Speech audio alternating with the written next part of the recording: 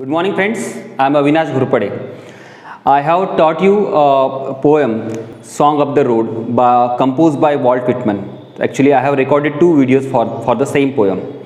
And today, we are going to see the exercise, brainstorming activity actually.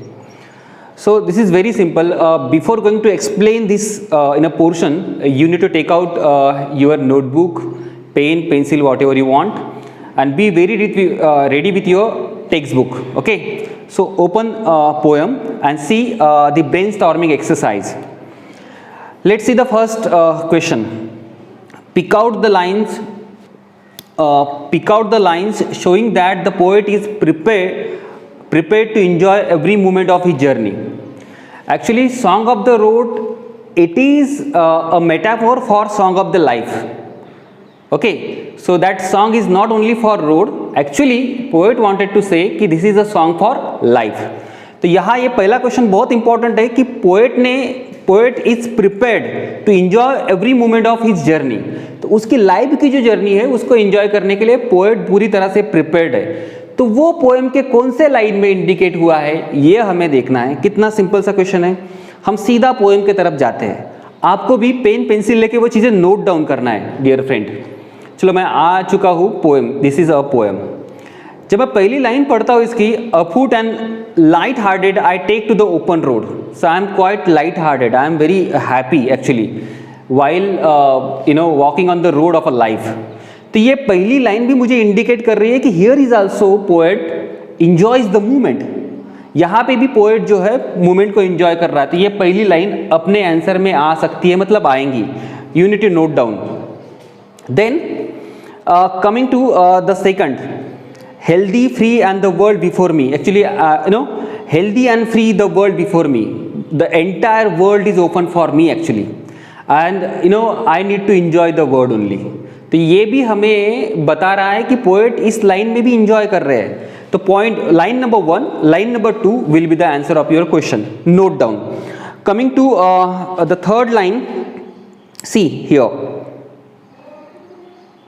Here somewhere, just a minute. See, strong and content I travel the open road. I am so content, I am so satisfied, I am strong enough to live the life. ये sentence भी बता रहा है कि here is also poet enjoying the life. Walking on the road means living the life peacefully with content. Okay, so this line you can also include in your answer. So I have recommended you 3 lines.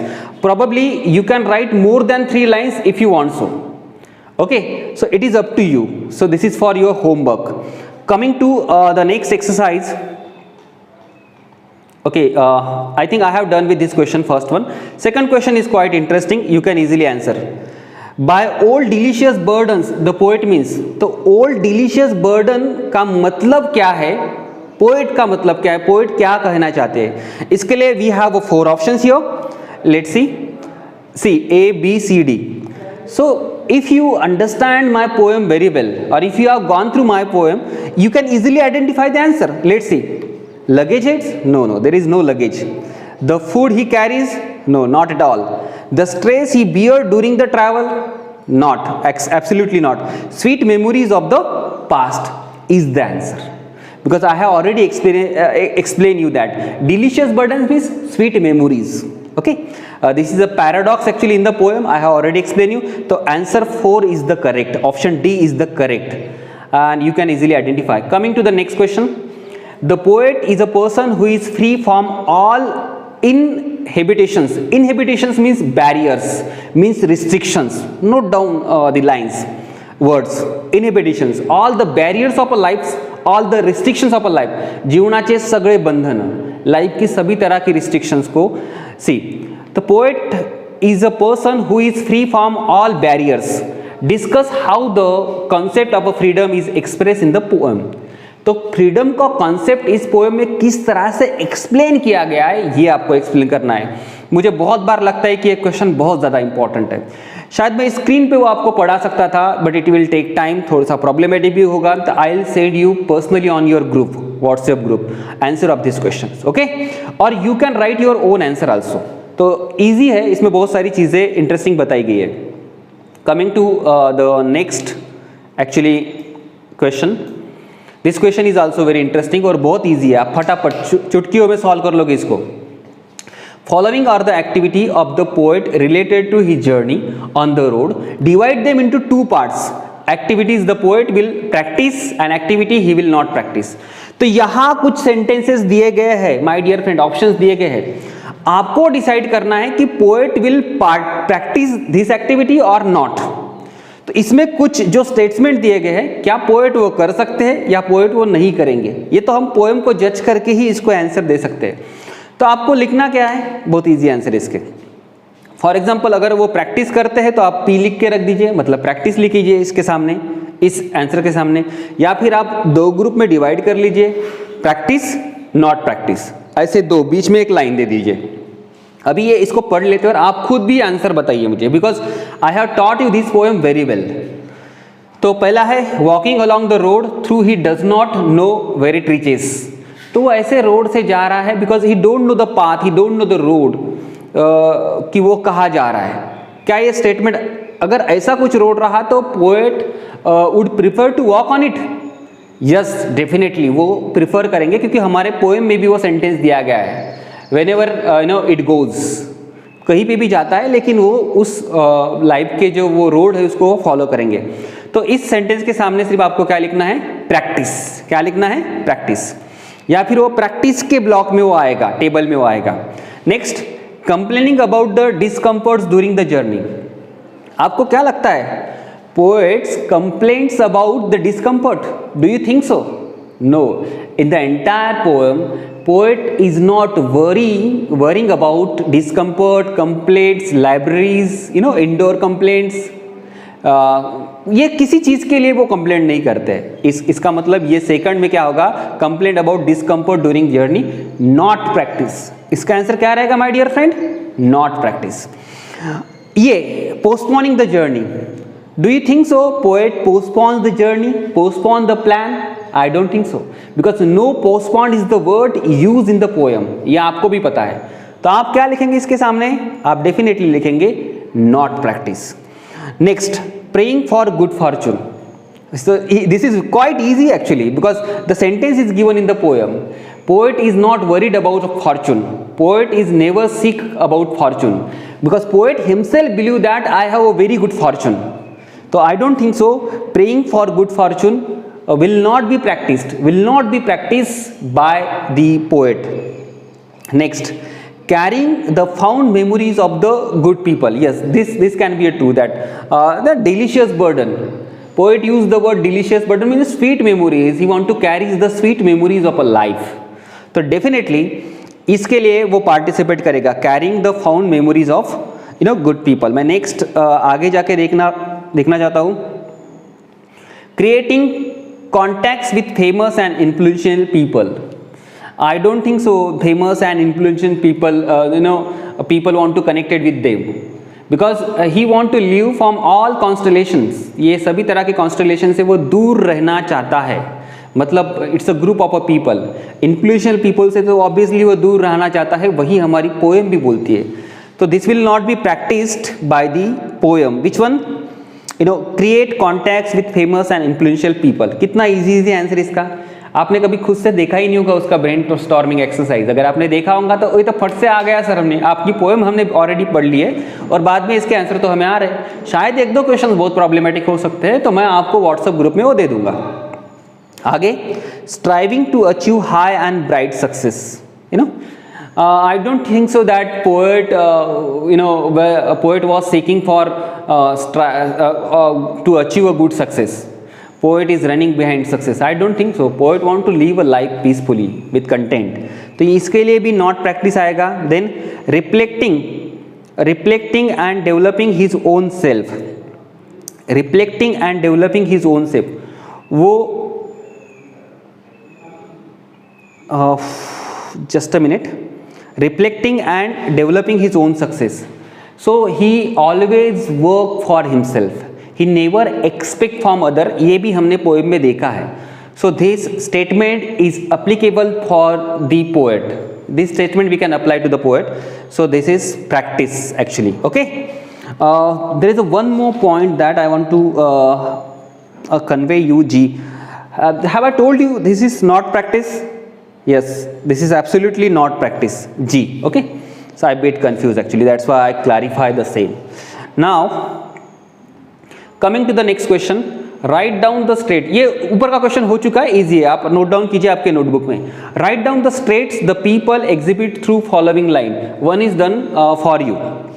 तो यहाँ जो sentences दिए गए आपके poem में वो कुछ ना कुछ चीजें एक्सप्रेस कर रहे हैं. एग्जाम्पल के तौर पे यहाँ बता रहा हूँ मैं. Henceforth I ask for no good fortune, I myself I am a good fortune. तो मैं किसी कभी भी गुड फॉर्चून के लिए I am not seeking for good fortune because I believe that I have a good fortune. तो ये जो है ये सेल्फ कॉन्फिडेंस है. You know, the people, those people are not relying over fortune, luck, and they believe that our hard work will lead us to the success. ऐसे सोचने वाले जो लोग होते हैं वो होते हैं सेल्फ कॉन्फिडेंस. क्या होते हैं? Self confidence. तो इसी सेंस में हमें दूसरा एग्जाम्पल देखना है. उसमें क्या आएगा? Henceforth I whimper no more, postpone no more, need nothing. मैं कोई भी चीज़ों को कंप्लेंटिंग मैनर में नहीं देखता हूँ, मैं उसको पोस्टपोन नहीं करता हूँ या फिर मुझे कुछ भी नहीं चाहिए. ऐसा अगर कोई व्यक्ति है तो हम उस व्यक्ति को क्या बोलेंगे? एक ही सेंटेंस बताना, क्या बोलेंगे? आप बोलेंगे सेटिस्फाइड, आप बोलेंगे कंटेंटेड, बोलेंगे कि नहीं? सेटिस्फाइड बोलेंगे, कंटेंटेड बोलेंगे, मतलब वो समाधानी है. तो ये वर्ड्स भी उसके लिए आप यूज कर सकते हो. Did you get my point? यहाँ है उसका आंसर. ये नंबर 3 या सी बोल सकते हैं. I do not want the constellation any nearer.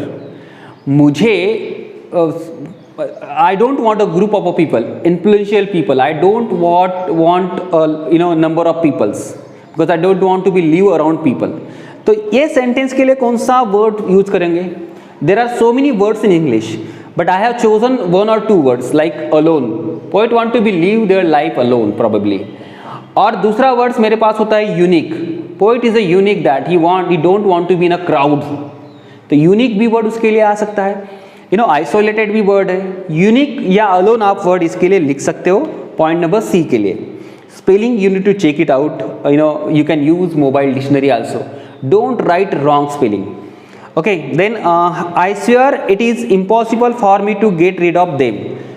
मुझे पता है कि ये इम्पॉसिबल है कि जो मेरे ओल्ड मेमोरीज है उससे मैं दूर नहीं रह सकता हूँ. मुझे पता है ये. तो इसके लिए ये सेंटेंस किस सेंस में यूज किया गया है कि poet are self awared. Self awared क्या? सेल्फ अवेयरनेस, ये वर्ड आप यूज कर सकते हैं. सेल्फ अवेयरनेस या फिर पोएट एक्सेप्ट कर रहे हैं इस सेंटेंस में.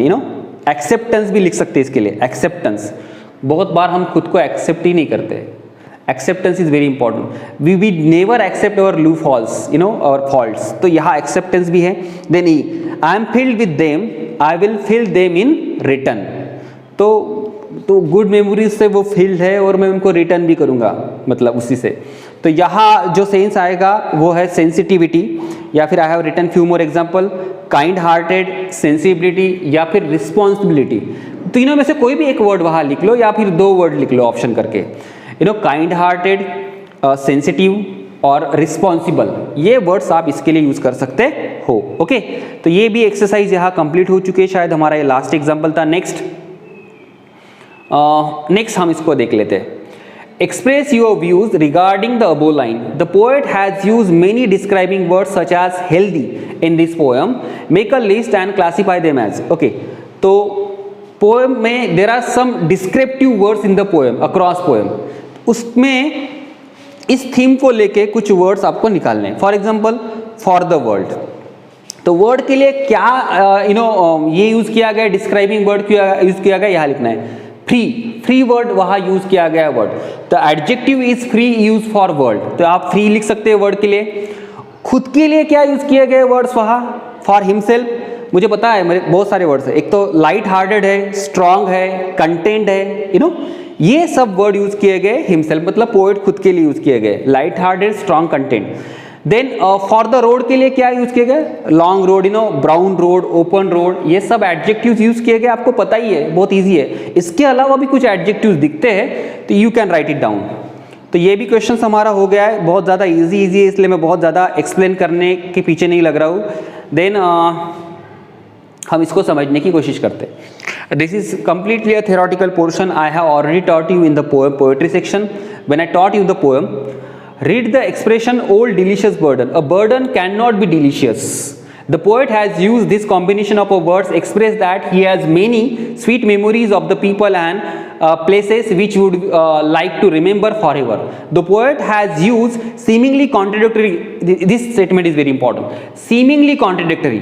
ऊपर से हमें वो कॉन्ट्राडिक्ट लगती है, अपोजिट लगती है, सीमिंगली लगती है, seemingly contradict expression to convey the meaning that his heart is full of sweet memories of a good and kind people.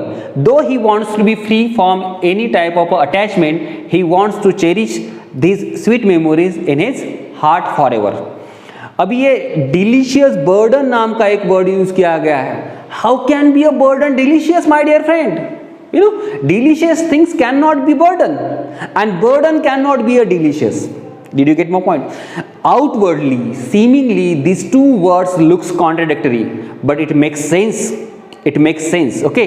And whenever such situation arise, or whenever such construction is framed, this is paradox, because paradox outwardly seems weird, absurd, which cannot be a logical. But हम उसका meaning जब देखते हैं तो यहाँ sweet memories का मतलब, burden का मतलब, सॉरी डिलीशियस का मतलब है स्वीट मेमोरीज, और वो बर्डन इसलिए because poet is carrying through out the life. तो ये it makes sense, delicious burden भी यहाँ सेंस मेंटेन कर रहा है, और उसी एक्सप्रेशन को आगे वो जाके बोल रहे कि दिस इज पैराडॉक्स, ये पैराडॉक्स है.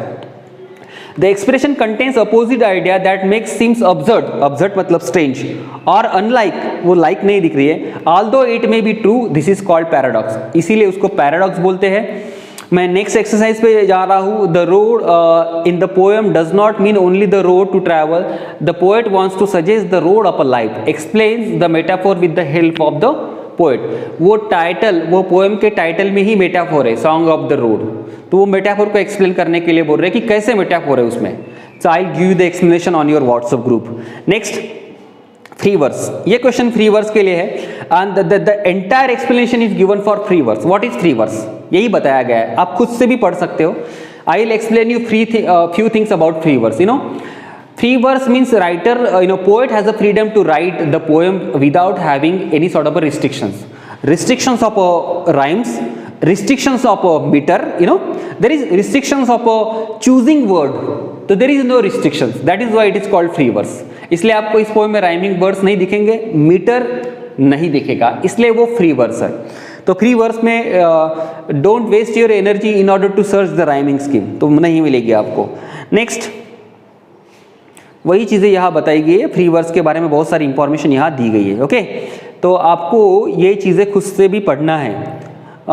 ये एक क्वेश्चन है कि with the help of the following points right the poetic अप्रिशिएशंस of the poem song of the road. और उसमें पॉइंट दिए गए like about the poem, poet and the title. मैंने ऑलरेडी एक्सप्लेन करके बताया, कुछ चीज़ें आपको भी गूगल से सर्च करके लिखनी पड़ेगी. थीम क्या है इसकी, मैंने ऑलरेडी वो भी बता दिया है, लेकिन आप भी सर्च करके लिख सकते हैं. पोएटिक स्टाइल तो ऑलरेडी मैंने आपको बता दिए कि फ्री वर्स में वो सब चीज़ें हैं. देन लैंग्वेज, पोएटिक डिवाइसेस कौन से यूज़ किए गए, मैंने आपको ऑलरेडी बताया है. स्पेशल फीचर्स क्या है इस पोएम का, आपको वो खुद से समझना है या फिर सर्च करके देख लेंगे आप. मैसेज क्या है, values, moral in the poem, तो पोएम का मैसेज क्या है ये भी मैंने आपको ऑलरेडी पूरी पोएम में बताया है. कभी ना कभी आपको नोट डाउन करनी पड़ेंगी चीज़ों को. तो पोएटिक अप्रिशिएशन की हम बात कर रहे थे, तो वो आपको खुद से करना है.